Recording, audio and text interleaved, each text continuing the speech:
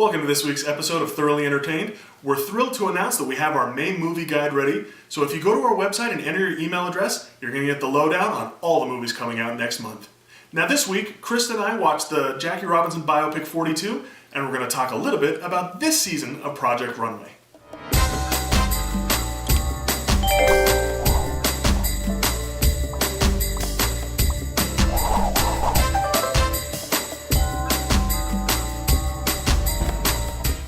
"42" is the true story of African-American baseball player Jackie Robinson, who broke the color line in Major League Baseball.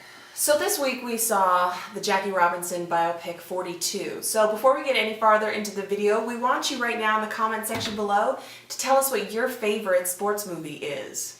What is your favorite sports movie? My all-time favorite sports movie?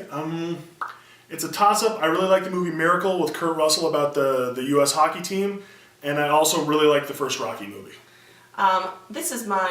Now I love all sports movies generally speaking, but probably my favorite is The Sandlot. The Sandlot's a terrific movie. It's a very, very good sports movie. And it's also baseball themed. So yeah. Let's talk about 42. What did you like about the movie? I liked the acting. I thought the best thing about the movie was the acting. Chadwick Boseman does a terrific job playing Jackie Robinson. I think he plays him with the right amount of kind of dignity, but also, an emotional vulnerability at certain times in the movie. You see him break down once or twice under the pressure of everything that's going on. And he's a relative unknown. I don't know if you've ever seen him before. I hadn't. But I thought for being his first big starring role, I thought he was terrific. Yeah, I thought the acting was strong as well. Although, I will quibble that the prosthetics and things like that they put on Harrison Ford's face really distracted me with his mouth and his accent during the movie. Although, it's a minor distraction, but it was still one of those times when I was like, Yeah, the way he kind of has his jaw jutted out a little bit and speaks with his underbite. Yeah, he delivers the best lines in the movie, and you're right, that is kind of distracting because he is such a familiar face as Harrison Ford that you're so used to looking at him in a movie that when there's something that looks funny like that, your eyes constantly drawn to it, which I thought. Right. What I really liked about the movie, besides the acting, was the fact that I was unfamiliar with the story, quite honestly. I mean, I knew Jackie Robinson was the first African-American Major League Baseball player, but I didn't know anything else about the story, and I didn't understand Branch Rickey and his intention to bring a player up and sort of his desire for how he planned on changing the game, quite honestly, and it was so deliberate, and I just, all of that, I just wasn't aware of, so I really appreciated that part of the story. Yeah, and I had actually known about this since I was a little kid, because we used to have these series of books called The Value Tales, and the Jackie Robinson book was about courage, and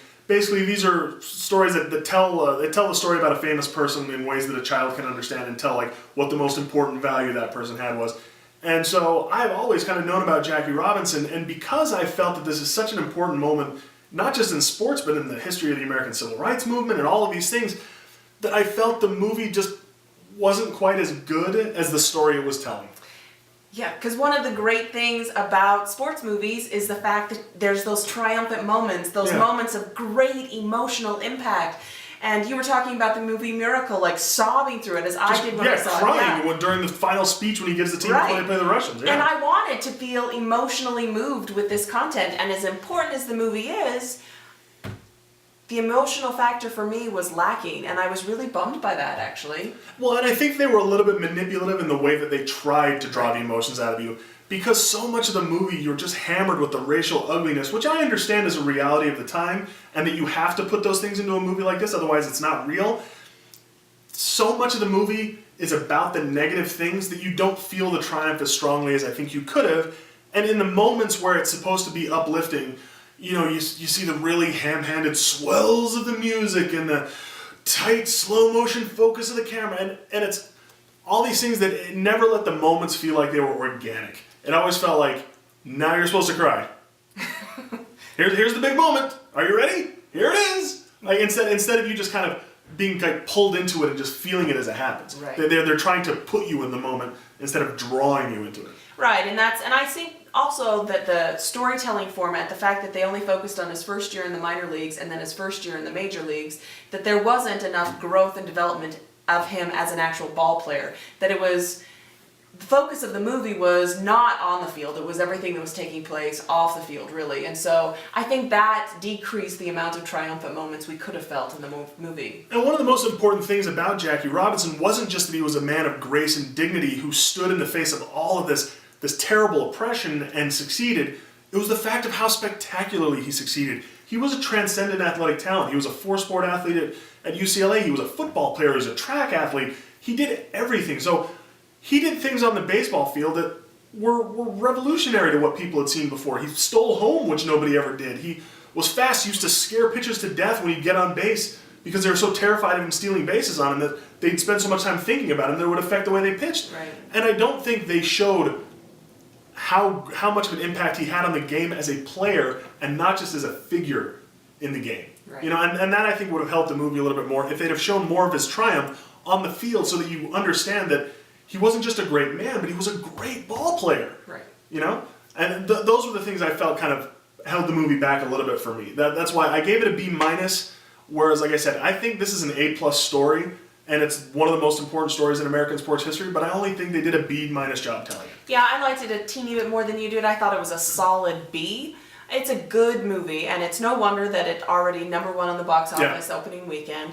But yeah, it was just missing more of that heart that I wanted to have in these kind of movies. So. And people should see it. Anybody who's not familiar with the story of Jackie Robinson, kids that don't know how important he was to the game of baseball and to the U.S. at large, people need to go see this movie, if for no other reason than that they know who Jackie Robinson is and know why he's important. So I would recommend taking people to see it, but as a movie that stands alone by itself, I can only give it a B-. Right, it's not going to win any Oscars. No.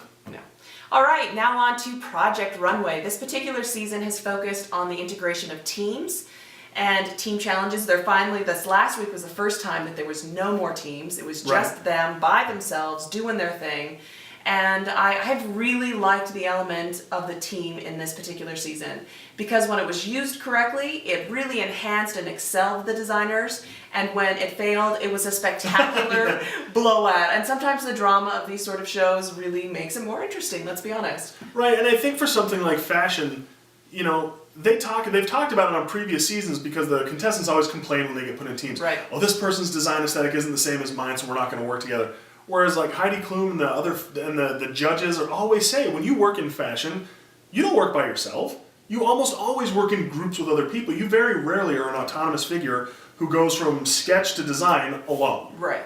And I think because they had the groups in teams this season, I think the challenges were more ambitious. I think the things that people designed were more interesting. I think having an extra set of hands to help sometimes, and having an extra eye to look at what you were doing and say, this is good, this is bad, I think improved the show a lot. I hadn't really enjoyed the last 2 seasons. And, you know, I'm not somebody who knows a lot about clothing. I mean, as stylishly as I dress every week.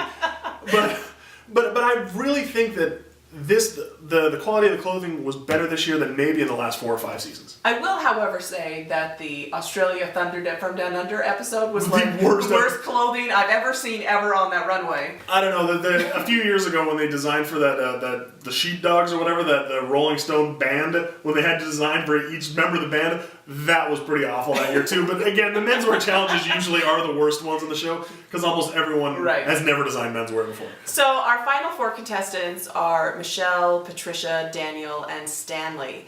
And they each bring something totally unique to this particular season and should make the final 2 episodes and the final runway really fascinating.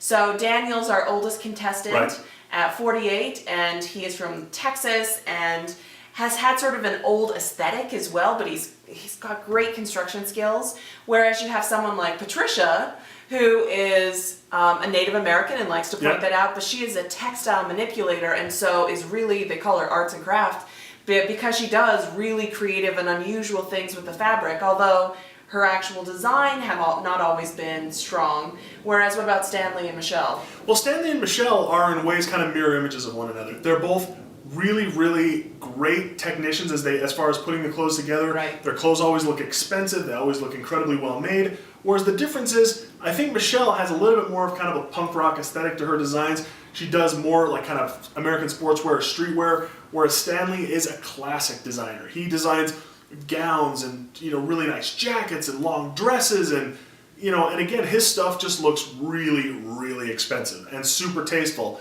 And they are probably who I thought have been the 2 best designers for the entire season. Michelle has been my favorite. I know she's been yours. Yes. But these are the 2 that I'm most excited to see create an entire collection on the Runway, and I hope that they're the two that are battling it out for the title at the very end. So we'll see what happens. We'll be filling you in on our website about Absolutely. how this season actually ends up.